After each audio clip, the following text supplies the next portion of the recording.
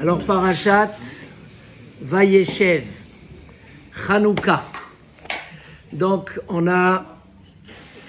dans cette paracha, on parle beaucoup des Shvatim et surtout de l'histoire de Yehuda et Yosef. Yehuda et Yosef, on va voir comment il y a eu cette séparation entre les frères. Et les frères décident de vendre Yosef. Vendre Yosef. Alors au départ, c'est marqué qu'ils l'ont jeté dans un puits rempli de vide d'eau, mais Rashi dit rempli de serpents. Et là, Yehuda, il est arrivé, il a dit Ma betza kinaharog et achinu vechisinu et damo. À quoi ça sert comme ça de tuer notre frère et de couvrir son sang? Venez, on le vend aux Ishmaélim. Et là va commencer le plan d'Akadosh Baruch Hu, que Yosef devait arriver en Égypte et préparer la terre spirituellement et matériellement pour ses frères. Mais les frères étaient quand même mis à l'épreuve et ils avaient une très grande part dans tout ce qui s'est passé parce qu'ils ont décidé de vendre Yosef. Et là, on va voir une très grande différence entre Yosef et Yehuda, les deux royautés d'Israël. Yehuda qui prend des décisions, mais que ça tourne pas très fort pour Yehuda dans la paracha de cette semaine. Et Yosef aussi, sauf que on va essayer de réfléchir et de voir pourquoi le clan Israël, il a deux noms. D'une part, le clan Israël, il est appelé She'erit Yosef, et d'une autre part, il est appelé Yehuda, Yehudi. Comment on appelle un juif? Yehudi. Alors, c'est quoi la différence? On voit que le peuple d'Israël est appelé aussi beaucoup sur le nom d'Ephraïm, le fils de Yosef. Haben Yakirli Ephraim, Im Yeled Sha'ashuim. Donc souvent on voit que le nom du clan Israël, mais c'est surtout quand il y avait le Beth Amikdash. Quand le clan Israël est parti en exil, c'est là où ça commence. Ish Yehudi. Ish Yehudi, un homme juif sur le nom de Yehuda. Et là, c'est intéressant, essayons de comprendre. C'est quoi ces deux noms? On sait qu'on attend Mashiach ben Yosef et Mashiach ben David, de la tribu de Yehuda. L'histoire commence dans la paracha de cette semaine. On va essayer de relever quelques points. Le premier point, c'est quand Yehuda il vient, et après que les frères se sont réunis, et ils ont jugé que Yosef est en train de les poursuivre, que si ça continue comme ça, ils vont se faire maudire par Yaakov Avinu et ils vont sortir du clan Israël. Donc, ils décident qu'il faut tuer Yosef. Yosef et Chayav Mita. Mais qu'est-ce qui se passe à ce moment-là? Ils ont fait un Bédine. Ils ont même associé Akadosh Baruch Hu avec eux. Ce qu'il y a de plus perturbant dans la paracha de cette semaine, c'est de les voir faire un repas après qu'ils ont vendu Yosef. Mais justement, ça montrait combien la décision était pour eux halachique. Quelqu'un qui fait quelque chose de mauvais, il n'arrive pas à manger, il n'est pas bien. Mais pour eux, comme écrit le Sforno, la décision était 100% halachique. Ils devaient se protéger. Quelqu'un qui te poursuit, alors tu dois te protéger. Et donc, ils ont tranché, et en mettant Akadosh Baruch Hu avec eux, que Yosef doit être tué. Et qu'est-ce qui se passe? Le chef de tout ça arrive et il change. Il dit non. Ma betza kinaharog et achinu. À quoi ça sert de tuer notre frère? C'est pas évident. Après une décision tellement lourde, il y a eu des discussions qui ont dû durer des heures. Comment changer d'avis comme ça et dire non, on change d'avis, on va le vendre? C'est risqué de le vendre. Et si après ils se font attraper par Yaakov, tellement de choses. Mais on voit que Yehuda avait ce courage-là. Malgré tout, les frères lui ont reproché qu'il n'est pas allé plus loin. Et après, il dit Rashi, Vayered Yehuda me'et echav. Yehuda est descendu, ses frères, ils lui ont dit stop, tu n'es plus roi. Pourquoi? Quand ils ont vu que Yaakov était tellement détruit, peiné de ce qui s'est passé, qu'est-ce qu'ils ont décidé? Ils ont dit à Yehuda, c'est pas normal que tu aies fait une chose pareille. Et donc, qu'est-ce qu'ils ont fait? Ils ont fait descendre Yehuda de sa grandeur. Vayered Yehuda me'et echav. Yehuda descend. Parinque, les frères lui ont reproché. Qui d'autre lui a reproché? Nous, Maxime. Akadosh Baruch Hu. C'est marqué, tout celui qui commence une mitzvah et il ne la finit pas, il risque de perdre une partie de sa famille. Je ne vais pas dire le mot pour pas être trop dur, mais qu'est-ce qui s'est passé après? Yehuda, il a marié ses enfants avec Tamar et ses enfants, ils sont morts à Shem et Rachem. Et le Midrash, il dit, pourquoi tu prends une si grande mitzvah qui concerne la vie, tu t'arrêtes au milieu, pourquoi tu n'es pas allé plus loin? Pourquoi tu n'as pas fait un marche arrière? C'est incroyable. Comment on demande à Yehuda, qui a eu tellement de courage de faire un si grand marche arrière et de le punir là-dessus? D'une autre part, Meir, tu sais qu'est-ce qui est marqué? Que Yehuda, quand il est venu, que Yaakov Avinu, quand il a partagé les bénédictions à ses enfants, il a critiqué Yehuda ou il a félicité Yehuda? Il arrive, Réhouven, il lui dit, tu as perdu le droit d'aînesse. Pourquoi tu as touché les lits, tu as inversé, tu as perdu. Shimon et Lévi, oh vous avez pris des décisions dures. Il est maudit. Bien sûr, malédiction, qui est une bénédiction par derrière, il les a orientés. Il arrive chez Yehuda, tout le monde censure que là, ça sera la catastrophe. Yehuda, il a accepté, c'était le roi au moment où ils ont vendu le frère. Non. Yehuda ata yoducha achicha. Tes frères vont te remercier. Miterev beni alita. Tu as été protégé de la mort de Yosef. C'est toi qui as sauvé la situation. Donc d'une part, Yaakov le béni trouve qu'il a fait quelque chose d'énorme. D'une autre part, dans la paracha de cette semaine, la situation de Yehuda ne s'arrange pas si bien. Si on continue un peu plus loin, Tamar, c'est la fille de qui? Vous savez la fille de qui? Shem ben Noach, Malki Tseide, Kohen lekel Elion. C'était un Kohen très important avec qui elle se marie? Avec les enfants de Yehuda. Mais là aussi, les enfants de Yehuda font des choses pas très correctes, ou pas du tout correctes. Le premier, il meurt, le deuxième, il meurt. Et qu'est-ce qui se passe? Tamar, elle a vu dans sa prophétie qu'elle aura des enfants de qui va sortir le Mashiach.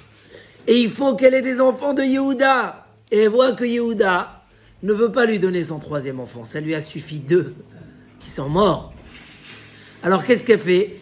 Elle décide d'aller elle-même et d'attirer Yehuda. Et quand Yehuda il va là-bas, il est éloigné de ses frères, d'un coup, comme dit le Or HaChaim HaKadosh, il y a un ange qui arrive et qui lui dit, va chez cette femme-là. D'elle, il y aura le Mashiach.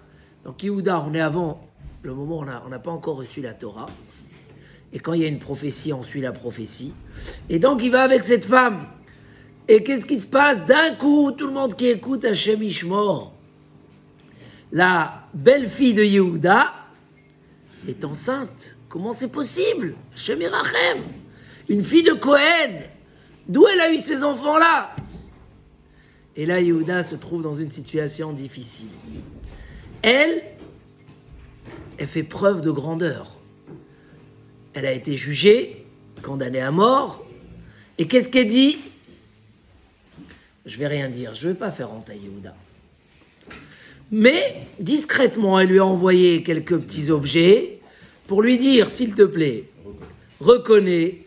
Et comme ça, ils ne vont pas tuer 3 personnes en même temps, puisqu'elle avait des jumeaux. Et Yehuda, avec un courage inimaginable, il se lève et il avoue. Yehuda Hoda'a.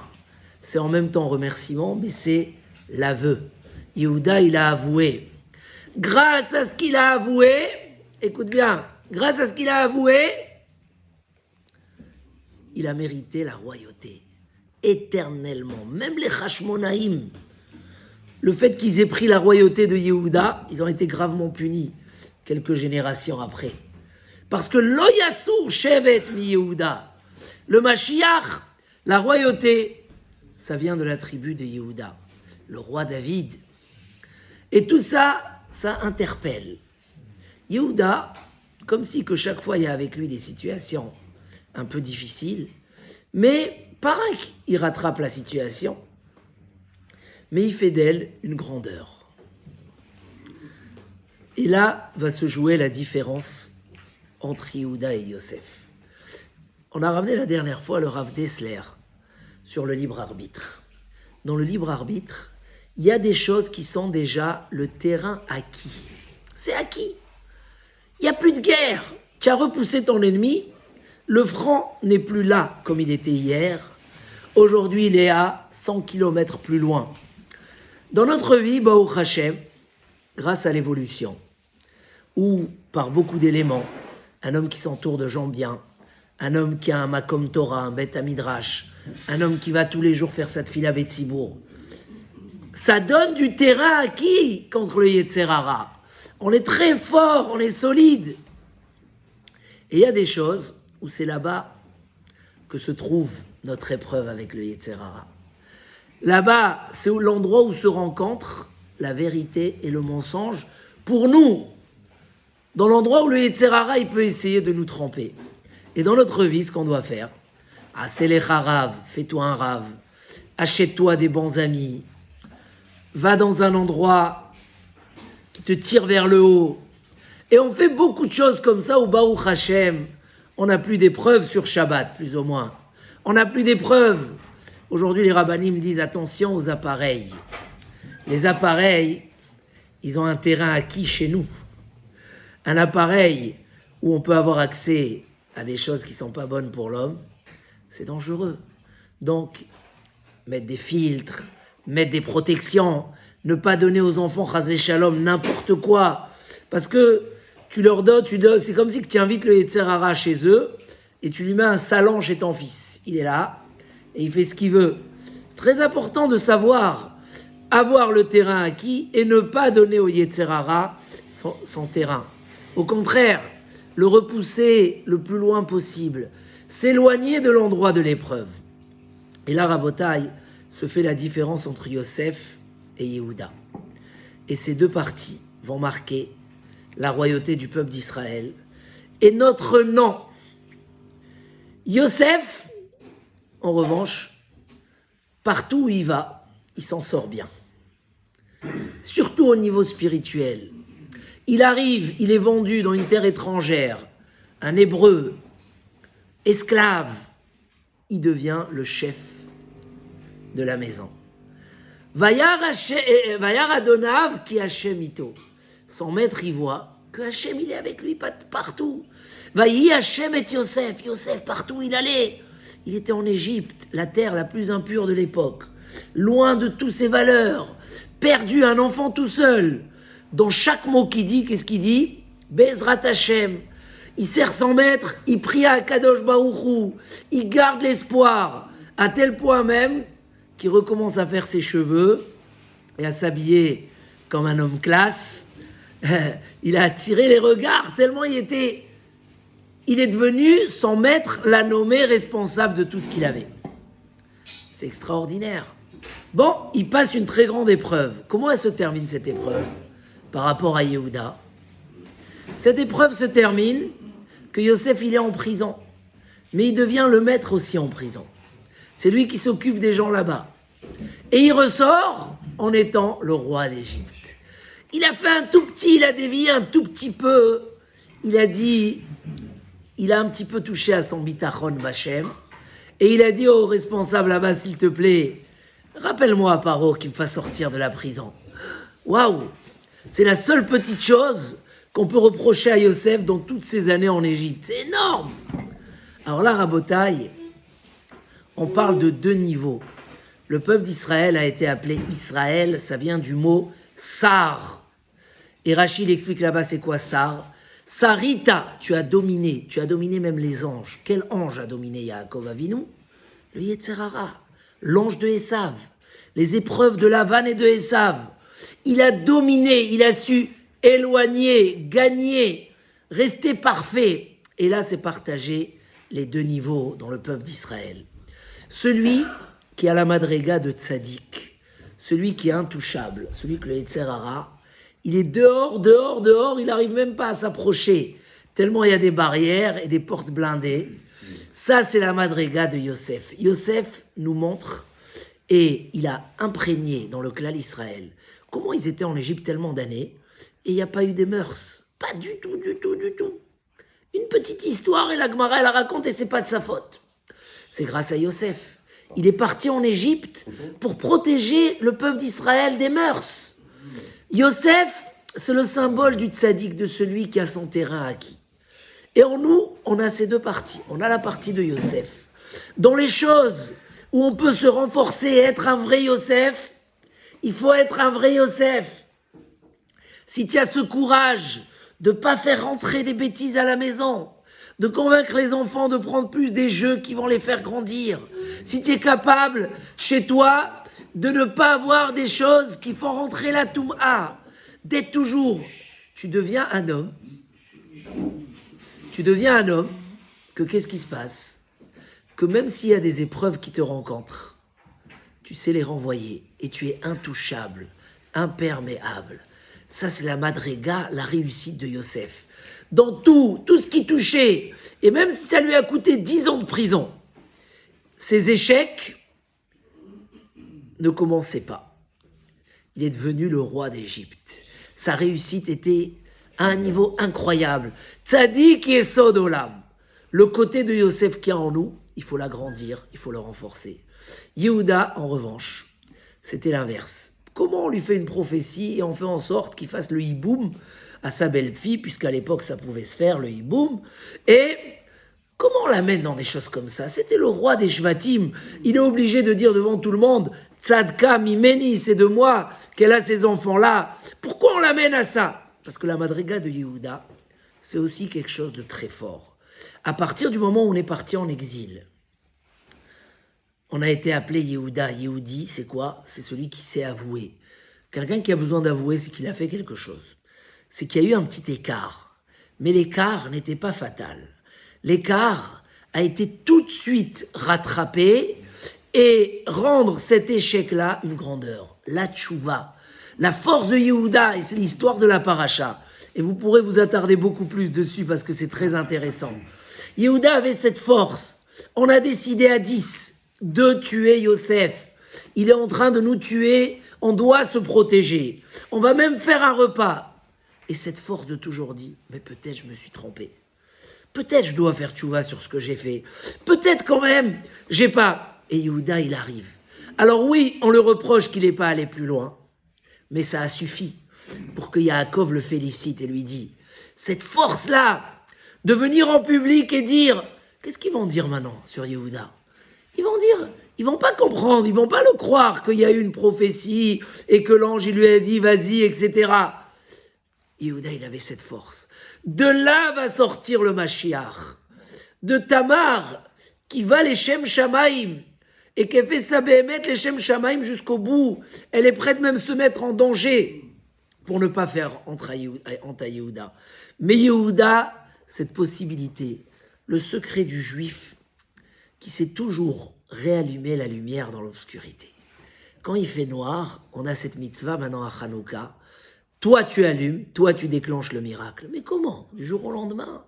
On est, après des mois de Covid et de souffrance, comment? Les gens, ils ont perdu l'espoir dehors. Mais dedans, ils n'ont pas perdu. Le juif, c'est cette koach-là de savoir allumer la lumière. Une fois, un médecin m'a dit, pas religieux du tout, il m'a dit, je suis en train d'écrire un livre pour montrer le peuple d'Israël, comment il s'écarte et il y a un retour comme naturel.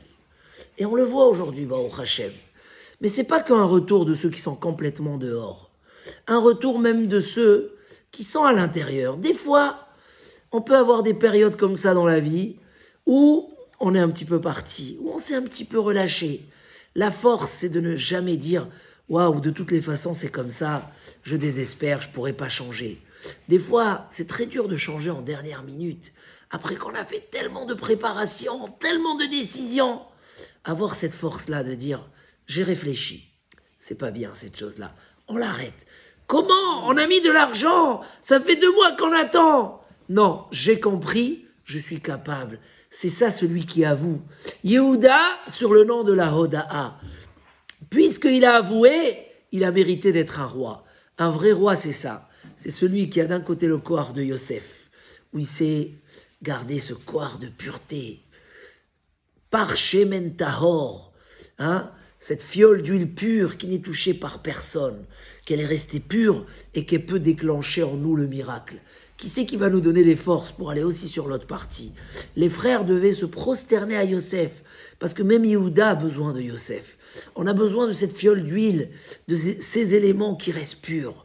Et dans les éléments où on a dû quelque part, Chazvé Shalom, faire un écart grave ou moins grave, dans tous les cas, avoir tout le temps ce koach-là, de dire, de faire l'analyse à nouveau. Yehuda ata yoducha achecha. Miterev bene alita. Tu as sauvé les Shvatim. Tu as su en dernière minute de dire, viens, on fait marche arrière. Et à la limite, selon ce qu'il était Yehuda, on lui dit, tu aurais pu faire encore plus.